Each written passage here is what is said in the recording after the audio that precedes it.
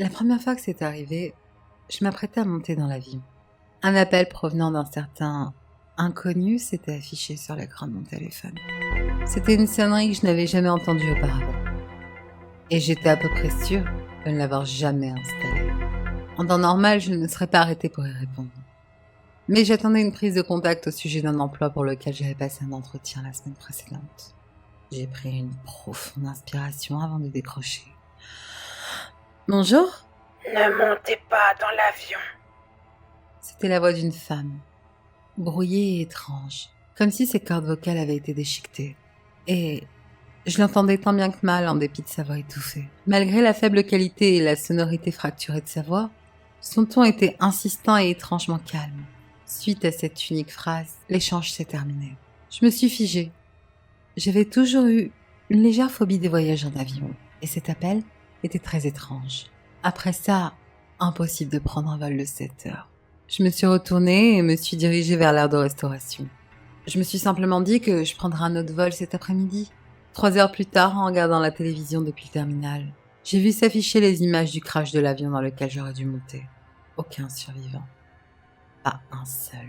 J'ai tenté de retracer la transmission. La police également, mais sans résultat. Il n'y avait aucune preuve que mon téléphone avait reçu cet appel. Ils ont pourtant analysé les enregistrements téléphoniques, les communications entrantes et sortantes, mais rien. Je n'inventais rien. Comment aurais-je pu ? Ce n'a pas été le seul contact. J'ai reçu d'autres coups de fil similaires au cours des années passées. Ils étaient peu nombreux, mais disaient toujours la vérité. Et regarde cette première expérience, je les ai toujours écoutés.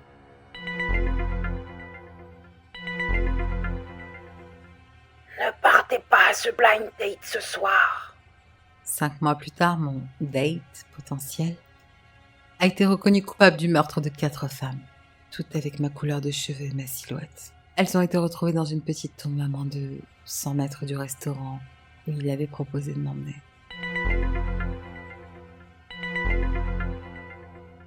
Ne prenez pas la route pour aller au concert ce soir. Le conducteur d'un poids lourd a perdu le contrôle de son véhicule et s'est renversé sur une file de voitures.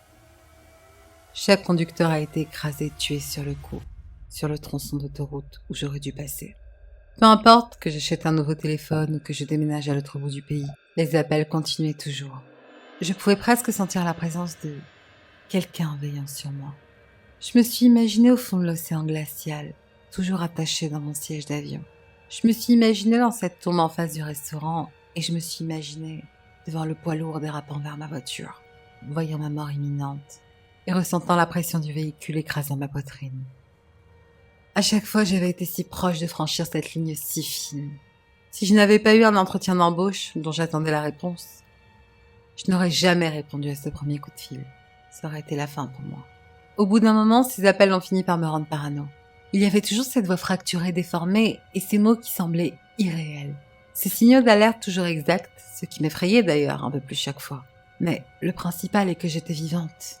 Quelques mois après le dernier événement, j'ai planifié une croisière d'1 semaine entre filles, avec mes amis de l'université. J'avais hâte de passer ces vacances sous les tropiques, surtout en plein hiver. Mais une partie de moi pourrait presque sentir que la femme allait me contacter.